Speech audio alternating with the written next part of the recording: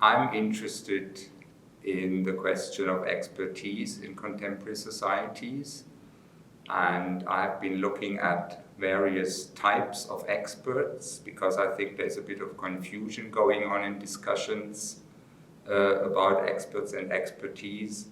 And I have addressed the question if expertise is in crisis. And to cut a long story short, my view is that crisis is not the right term to describe what we are seeing. So I propose to describe the process of current state of expertise as one of reconfiguration. So reconfiguration means traditional expertise has come under pressure, mainly because of two developments. One very recent, which is the rise of artificial intelligence systems that can provide expertise. And the other one has been going on for half a century or so, which is the rise of civil society experts. So this has started in areas of health, especially where we had patient groups that provided lay expertise and articulated concerns and produced knowledge in that area. And so the question is, how do we conceptualize these developments? And when I say there is the rise of the commentator, this refers to the phenomenon that we have educated citizens that are able to engage intellectually, to some extent scientifically, with knowledge claims. And this means there are many more people in public discourse compared to previous times that are knowledgeable and make a case. So claims making has become ubiquitous. Of course, this is in a way good news for democratic society.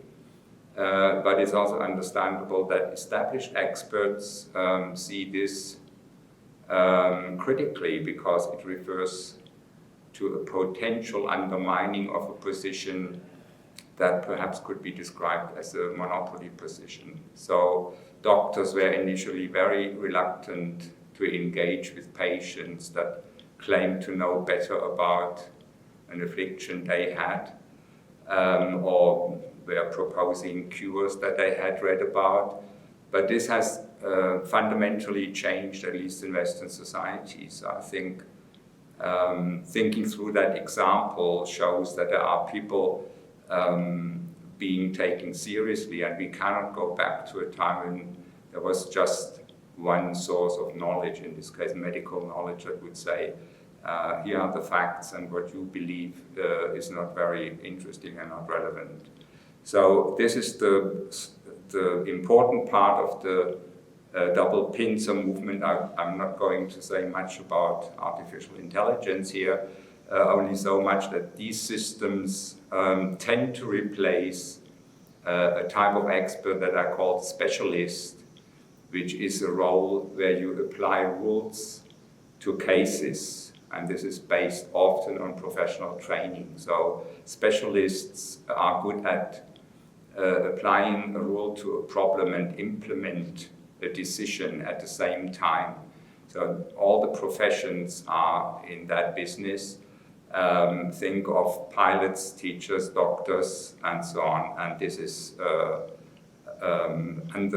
partly under threat from the rise of artificial intelligence systems. In fact, in the case of journalism, we had this for several years now, and the audience was not aware, I think, about developments along those lines, that even quality papers had articles written by software without telling the readers that this is the case. So these are the two movements that are important to emphasize here. And as a sociologist, the question is, how can you explain that, and why is the change important? So I would say this goes back to a movement of social change that is described in terms of the rise of the knowledge society, which means that many more people have access to higher education than before.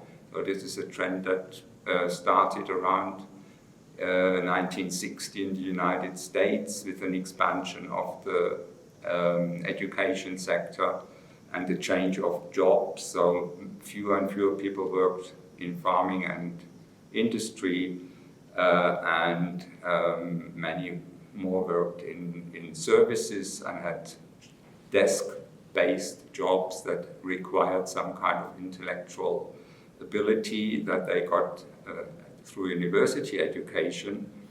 And this trend has been going on for a while, and that's the basis for an educated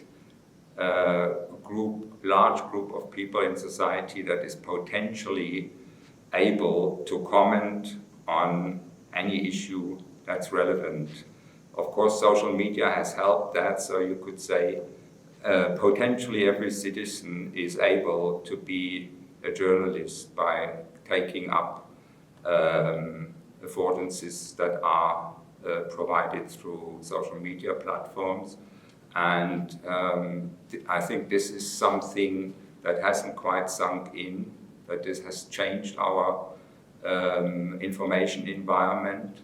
And there are attempts now to stop this if there are unwelcome messages or perceived issues around misinformation. So there are attempts to curate the information environment. I think Facebook is an example for that.